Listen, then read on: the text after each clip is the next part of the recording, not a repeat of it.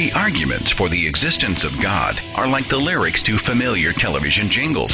Sure, intelligent design doesn't make a lot of sense, but everybody knows the words, and sometimes it's fun to sing along. So, the Thinking Atheist presents our top 10 favorite creationist arguments.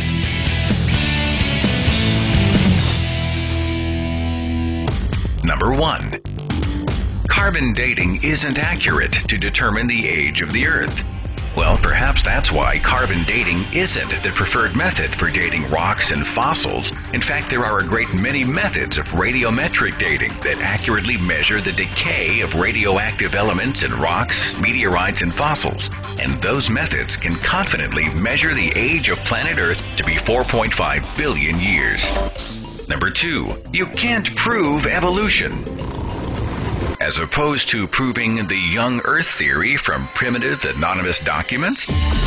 Well, actually, man has unlocked the world of genetics to reveal that all living things have and do evolve, and that similarities exist between the DNA of plants, animals, and humans alike.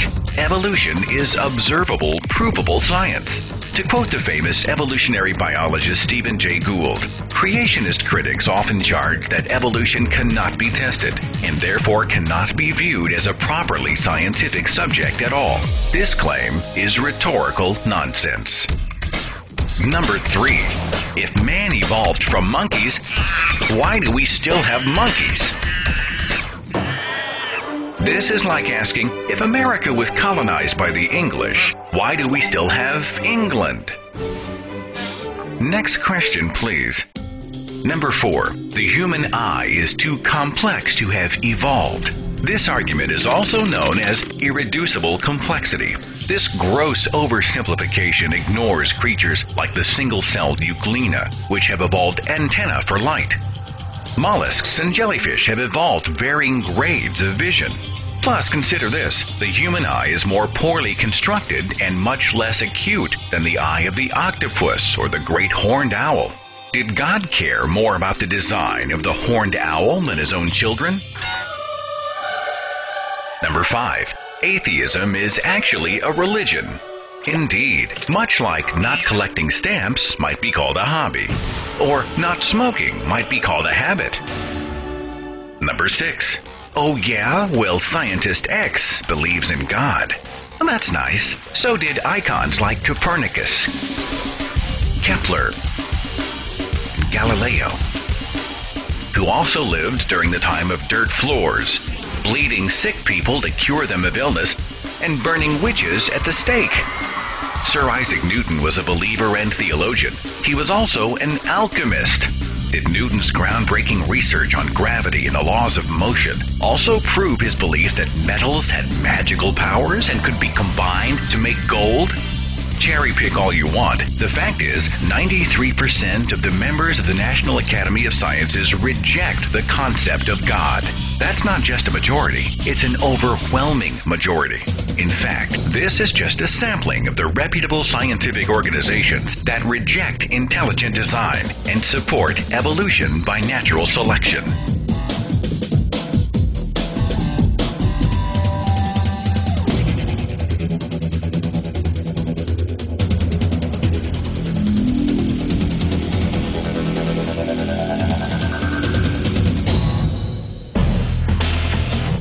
Number 7. So you're saying that everything happened by chance? No. Well, chance certainly plays a part in the evolutionary cycle, but natural selection promotes non-random change of specific desirable traits over time. Living organisms didn't just pop into existence by chance, but they did evolve over millions, sometimes billions of years. Number 8. America was founded as a Christian nation. Actually, the U.S. Constitution never mentions God, and the mention of religion in Article 6 and the First Amendment serve to separate religion from government altogether. The words "In God We Trust" weren't printed on American coins until 1863, after a religious surge during the Civil War. Paper money didn't have it until 1957. The words "under God" weren't even in the original Pledge of Allegiance. They were added by Congress in 1954. and many of our founding fathers were either deist or ambivalent about the Christian God, including Thomas Jefferson, Benjamin Franklin, James Madison, John Adams, Thomas Paine, and even George Washington. Number 9. The second law of thermodynamics. We love this argument because it is thrown out so flippantly and with so little understanding. In a nutshell, the second law of thermodynamics says that systems must become more disordered over time. So, complex living cells and organisms couldn't have come out of basic inanimate chemicals. In other words, more time means more chaos. What creationists fail to mention is that this law only works in a closed system where no energy or matter leaves or enters. The Earth is not a closed system. It receives outside heat and light from our sun's nuclear fusion, fueling simple organisms so that they can become more complex by consuming other forms of life and non-living materials. Here's an easy way to frustrate this argument when a Christian brings up the second law of thermodynamics. Ask him what the other laws are. When he shrugs and stares into space, you'll know how truly informed he is on the subject. And finally, number 10, our favorite. Adolf Hitler was an atheist. Well, actually, Hitler was raised Roman Catholic. In Mein Kampf, Hitler speaks of the creator of the universe and says the Aryan race was created by God. His religious views, or lack of them, remain in dispute. But using the name of history's greatest tyrant isn't an argument. It's a provocation that has nothing to do with the concept of evolution or creation. Invoking Hitler is a hot button designed to distract people from the true evidence that God only exists in the imagination of man. So there they are, our top 10 favorite creationist arguments. The next time you come up against one of these, just remember that your worldview is based on evidence.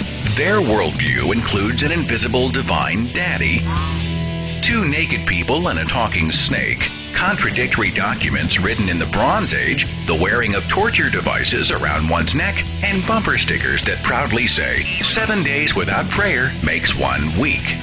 For the record, we're not sure the creationist argument could be much weaker. We're just saying.